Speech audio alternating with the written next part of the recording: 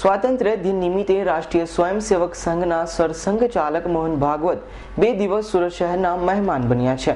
આ રોકાણ દરમિયાન તેઓ ધ્વજ વંદન, આરએસએસના કાર્યકરો અને કચ્છાધિપતિ અભયદેવ સુરીશ્વરજીને મળ્યા હતા. ત્યારબાદ આજે મુસ્લિમ દ્વારા લખાયેલી સોનાની ગીતા તેમને અર્પણ કરાઈ હતી. ગુરુરામ પાવનભૂમિ ખાતે ચાતુર્માસ ફરમાવી રહેલા ગચ્છાધિપતિ અભય સુરેશ્વરજી મહારાજને આજરોજ આરએસએસના સરસંઘચાલક મોહન ભાગવત મળ્યા હતા. મોહન ભાગવતને સુવર્ણ સાહિત્યથી હસ્તલિખિત ભાગવત ગીતા અર્પણ કરાઈ હતી. આ પ્રસંગે ગુરુરામ પાવનભૂમિ ખાતે ગુજરાતભરમાંથી વિવિધ ધર્મગુરુઓ અને મહાનુભાવો ઉપસ્થિત રહ્યા હતા, જેમની સાથે ડોક્ટર ભાગવતે એક મીટિંગ પણ કરી હતી. મોહન ભાગવતે ગુરુરામ પાવનભૂમિ ખાતે આયોજિત કાર્યક્રમમાં ભાષણ આપ્યું હતું, જેમાં મોટી સંખ્યામાં જૈન ઉપરાંત આરએસએસના કાર્યકરો પણ ઉપસ્થિત રહ્યા હતા. ભાગવતની સુરક્ષા માટે પોલીસ બંદોબસ્ત પણ ગોઠવાયો હતો. સંસ્કૃતિના પ્રેમી અને ધર્મના પ્રેમી એવા સર્વે ભાઈઓ અને બહેનો અને આમંત્રિત મહેમાનો તેમજ ભારત દેશના વિકાસ અને ગૌરવ આજે અને રાષ્ટ્ર પ્રેમ જેમના હૃદયમાં વસેલો છે એવા સંઘ સંચાલક શ્રી આરએસએસના પરમ આદરણીય પરમ આદરણીય શ્રી મોહન ભાગવતજી, જે અત્યારે ખાસ ઉપસ્થિત છે, જે આજના આપણા મુખ્ય મહેમાન છે અને એમની આવવાની આતુરતાની આપ સર્વે બધા આપણે રાહ જોઈ રહ્યા હતા.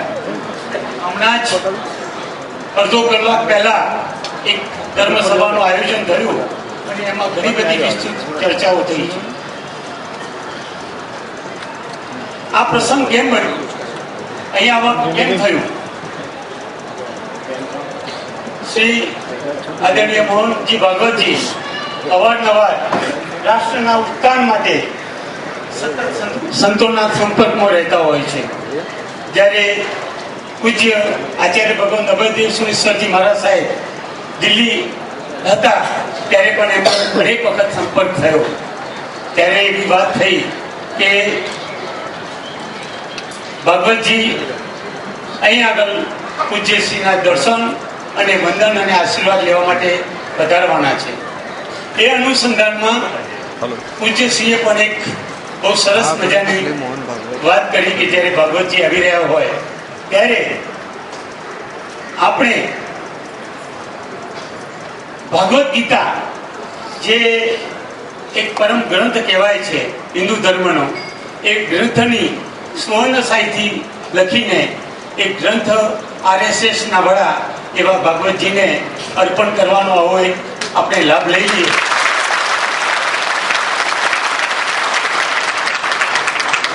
જે એક સર્વ ધર્મની જે ભાવના છે એનું એક ઉચ્ચતમ પ્રતીક છે કે સર્વ ધર્મ અનેકાંતવાદમાં કહ્યું છે કે કોઈ પણ ધર્મના જે શુભ સંકેતો હોય એ બધા આપણે ઝીલવા જોઈએ. એનું એક દ્રષ્ટાંત જે મહાવીર સ્વામી ભગવાને બતાવ્યું છે એનું આપણે અનુકરણ કરી રહ્યા છીએ. સુરતના પાલ વિસ્તારમાં આવેલી ગુરુરામ પાવનભૂમિ પર જૈન આચાર્ય ગચ્છાધિપતિ અભય સુરેશ્વરજી મહારાજ સાહેબની પધરામણી થઈ છે. ત્યારે તેઓ પોતાના મહામાંગલિકના પઠન માટે જાણીતા છે અને લોકો દૂર દૂરથી તેમને નિયમિત સાંભળવા આવે છે. તેઓ દર બેસતા મહિને મહામાંગલિકનું પાલન કરે છે. તે વખતે ચાતુર્માસમાં પણ તેઓ સુરત આવ્યા હતા. Bureau report, S9 news, Surat.